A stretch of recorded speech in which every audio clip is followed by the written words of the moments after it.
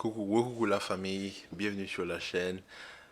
On va conclure cette journée avec les deux derniers matchs, c'est-à-dire le PSG qui s'impose aujourd'hui face à Nice 2-0 et le Real qui perd aujourd'hui face au Villarreal 3-2. Déjà, on va commencer par le PSG. Cette semaine, on laisse passer. Il gagne 2-0, but de Messi, un but de Ramos. Voilà, performance moyenne. C'est toujours pas une équipe, ok, on va pas se mentir. En première période, juste avant le but, Nice, voilà, le but vient, on va dire, un petit peu contre le cours du jeu.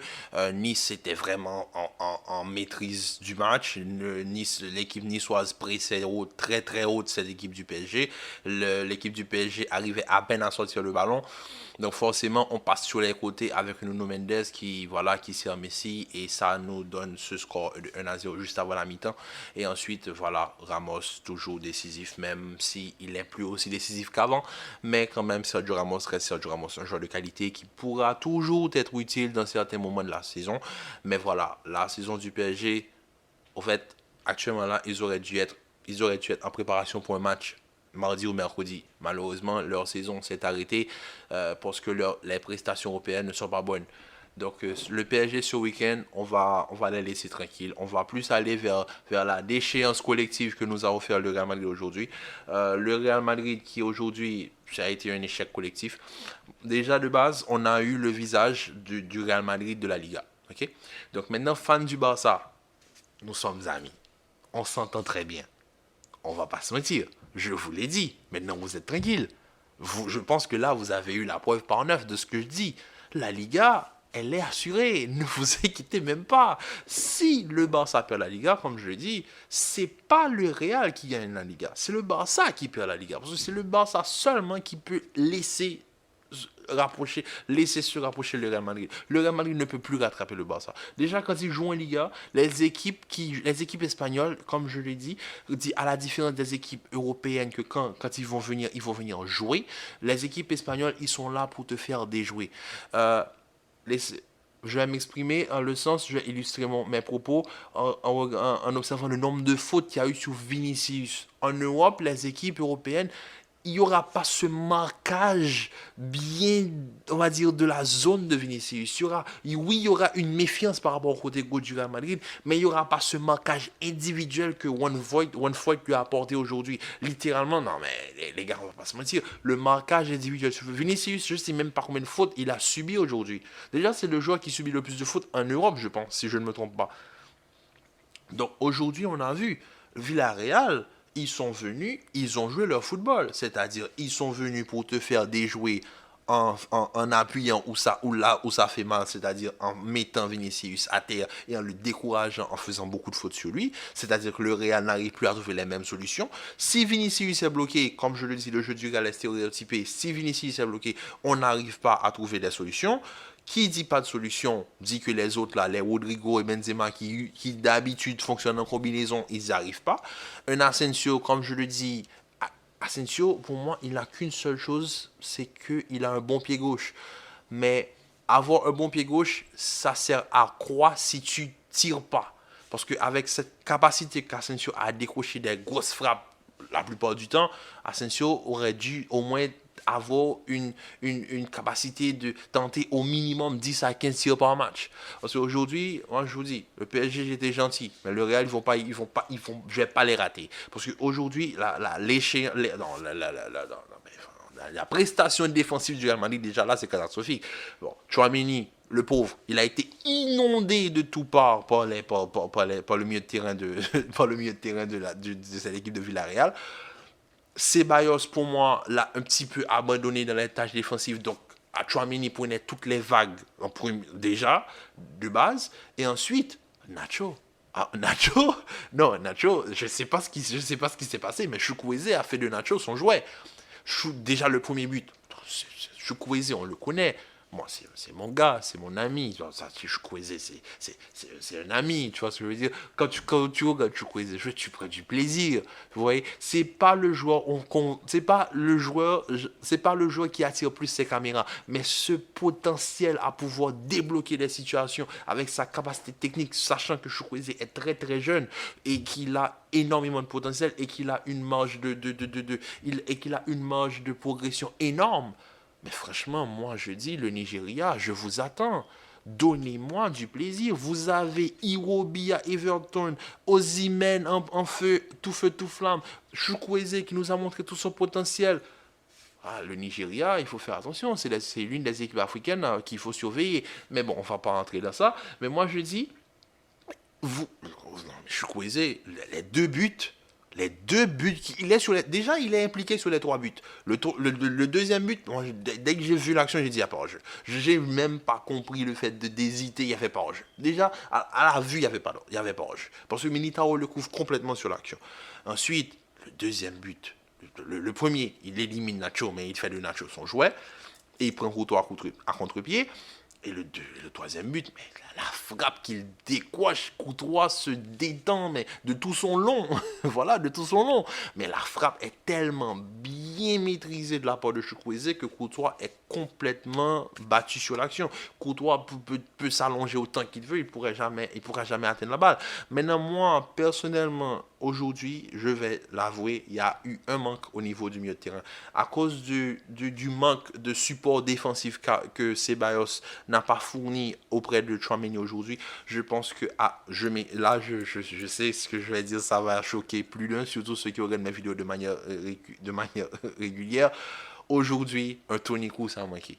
Un Toni Kroos avec sa capacité à faire les longues passes auprès d'un Tchouaméni, vraiment, et surtout sur les tâches défensives, je pense que Toni Kroos aurait été plus utile que Ceballos. Parce que moi, oui, mais moi, quand je dis que Toni Kroos n'a plus sa place, mais c'est parce que je veux Kamavinga, pas Ceballos. Ceballos, il peut jouer un peu plus haut, pas à côté de Kamavinga et à côté de Tchouaméni. À côté de Tchouaméni, Tchouaméni aujourd'hui, défensivement, il prenait toutes les vagues.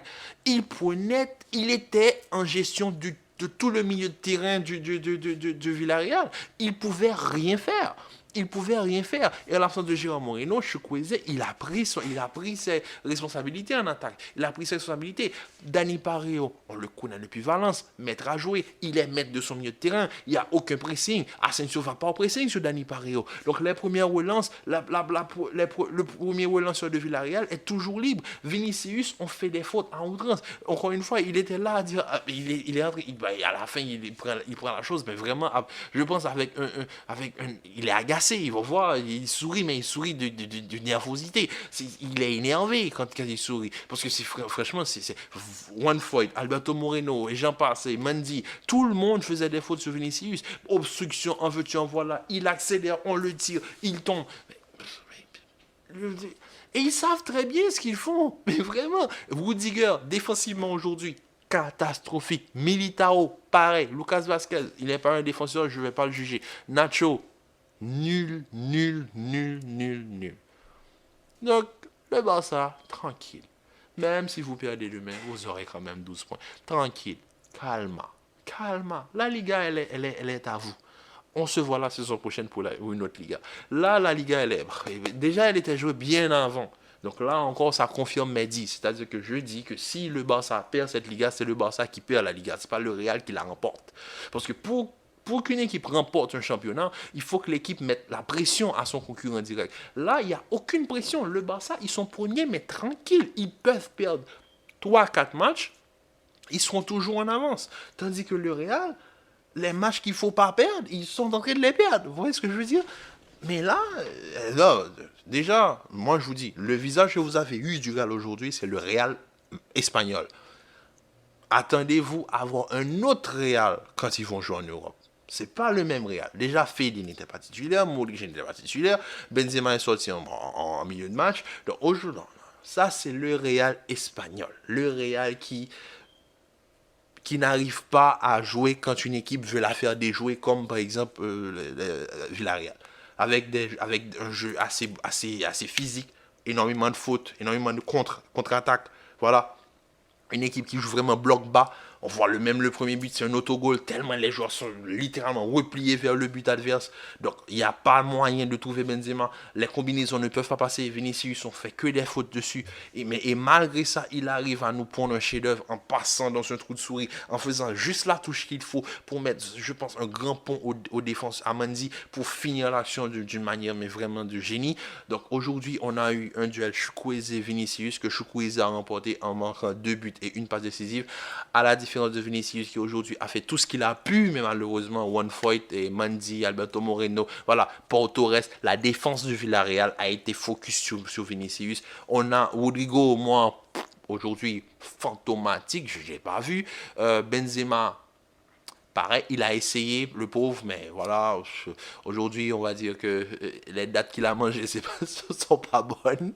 J'essaie de faire des blagues, mais vraiment, c'est quand tu regardes ça, tu te dis, mais le Real, c'est ce double visage, ce revers de la médaille qu'ils peuvent t'offrir. C'est-à-dire que tu sais que c'est une équipe que quand ils doivent se transcender dans certains matchs, ils vont le faire. Comme par exemple dans la seconde période face au Barça, le match face à Liverpool, il y a des matchs références, mais aussi quand ils sont dans ce mode Liga où ils sont pas capables de répondre à une équipe qui est là pour leur faire déjouer, ils ne peuvent pas répondre. Vinicius, dès qu'on commence à faire des fautes, il va commencer à s'agacer, donc il va commencer il va continuer à tenter, mais il va s'obstiner à vouloir passer, à vouloir genre passer, prouver qu'il peut passer.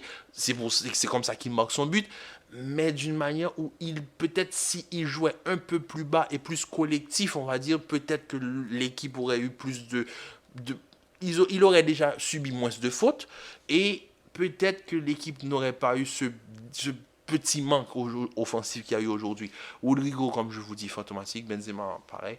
Les remplaçants, Fede Valverde, bon, écoute, il a essayé, bon, ça passe pas.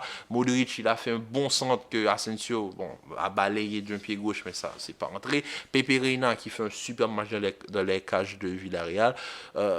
Voilà, quoi. Aujourd'hui, on finit la journée avec un Real qui continue jour après jour d'offrir la Liga au Barça, littéralement, et un PSG qui sera sur 3 points afin de distancer son concurrent direct, ses concurrents directs, Lens et Marseille.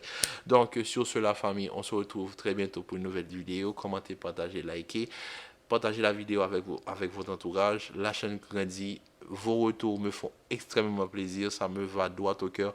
Et je vais prendre le temps de répondre à tous vos messages, à tous vos commentaires. Je lis tous les commentaires. Peut-être que je n'ai pas eu le temps de tout répondre dans l'immédiat. Mais ne vous inquiétez pas. Ici, on est là. On a une communauté. On partage. On grandit. On partage notre amour du football. Donc sur ce, la famille, un gros merci à tous pour votre support. On continue. Commentez, likez, partagez et on se retrouve très bientôt pour une nouvelle vidéo.